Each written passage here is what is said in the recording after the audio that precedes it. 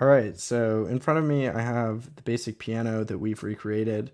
Um, in my video on building tools, we kind of built the piano, and then in my video on the key map, I discussed kind of how to configure it appropriately so that it actually makes sound. And I just want to go a little deeper today and talk about the direct preparation.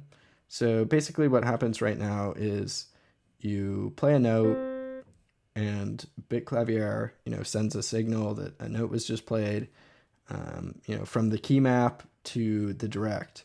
And the direct pretty much just directly translates the signal into sound without, adding any effects or anything else. And the last preparation involved here, of course, is the tuning, and the direct, before it can send out a sound, it has to ask, how should I tune this sound? And that's why we have the tuning preparation. But okay, so let's see what direct can do. All right, so let's open up direct, which of course you can do by double clicking. Okay, and you'll see kind of a minimal interface here. We have three sections: the gain section, the ADSR section, and transpositions. Let's start with gain. So the most kind of standard gain here is this bottom one. You can hear the level. I can turn it up, turn it down. Now I'm going to reset it to the default, which I can do with action clear. Okay, so one thing to note about this kind of standard gain is that it actually only influences the volume of the notes themselves that come out of this piano. And there are other sounds that are made kind of to replicate the sound of a real piano, and that's why we have these two other sliders. So, for example, we have the hammer sound, and you can get a good sense for this if you turn the gain way up. Here we go. So you can kind of hear this loud thunk when I release the note. You can hear this even more easily if I turn these other gains down. It's kind of like entirely percussive, which is pretty cool, I think. Okay, I'm gonna reset to the default. Now let's check out resonance. I find you have to turn this one way up to really hear what's going on. So like 50, you can type in the value and hit enter. And then I'm gonna turn the other ones down.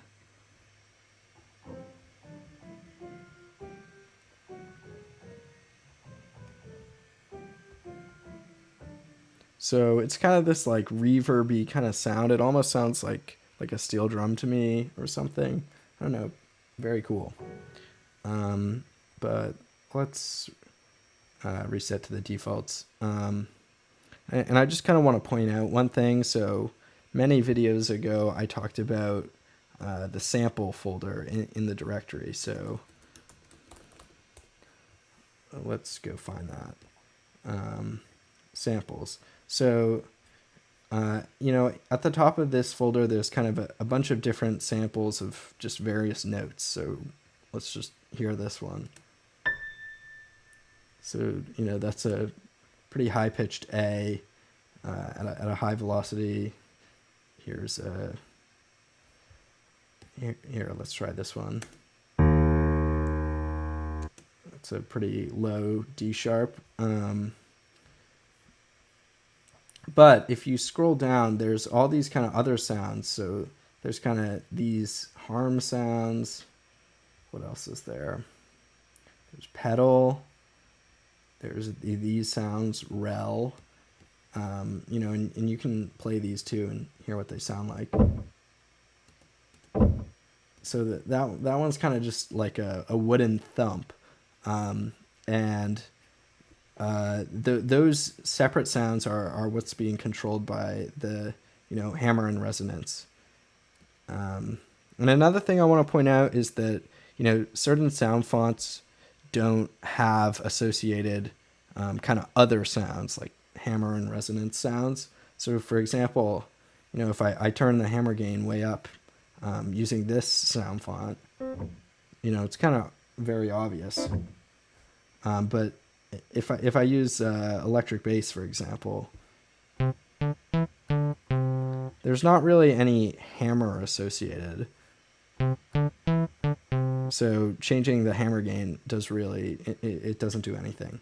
And likewise, if you're using piano lightest, this sound font doesn't actually load the hammer and resonance sounds. All you get is the notes. So again, changing, like hammer won't do anything. So yeah, stick with piano heavy if you want to, hear those sounds. All right, so the next section is the ADSR envelope section. And first thing I want to say is I'm not going to go into super detail here, so feel free to, look up more information about ADSR envelopes online.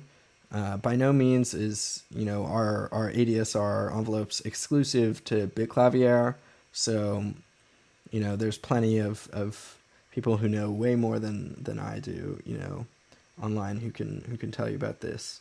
But kind of in a sentence, this allows you to kind of change 4 different parameters of the sound: attack, decay, sustain, and release. And I'll just showcase kind of one example. One thing you can do here is, turn the attack time way up, bring the gain up a bit too, and then you get this cool sound.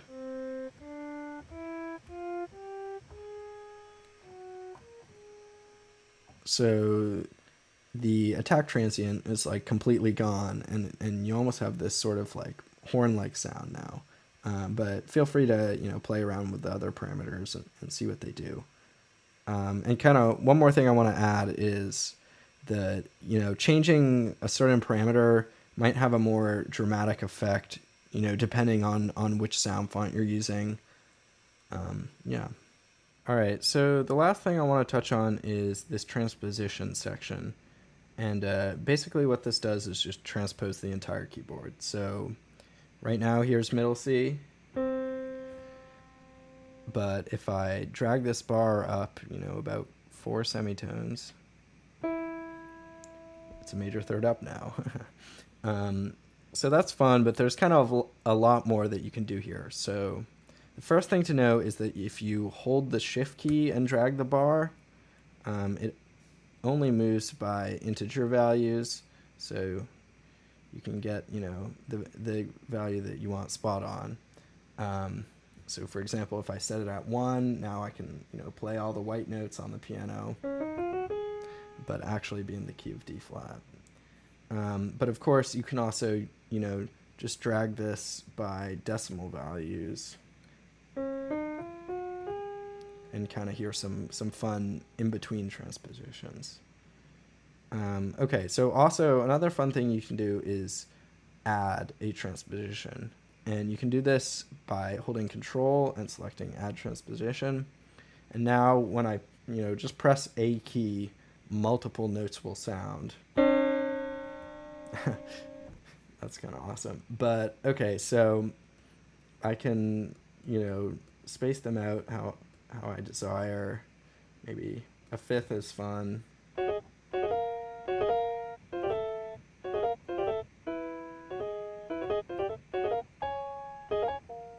Yeah. Another thing you can do is just add a bunch of transpositions, as many as you want, and kind of hear some crazy kind of textural sounds.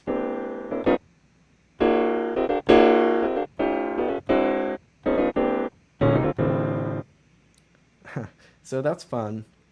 Another thing to know is that you can type in the values if you double click. So I can type in, maybe a fourth down and 2 octaves up.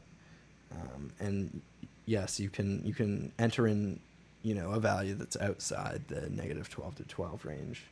And now I have this.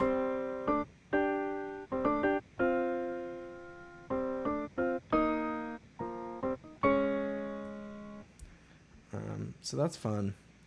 And that's pretty much it for the transpositions.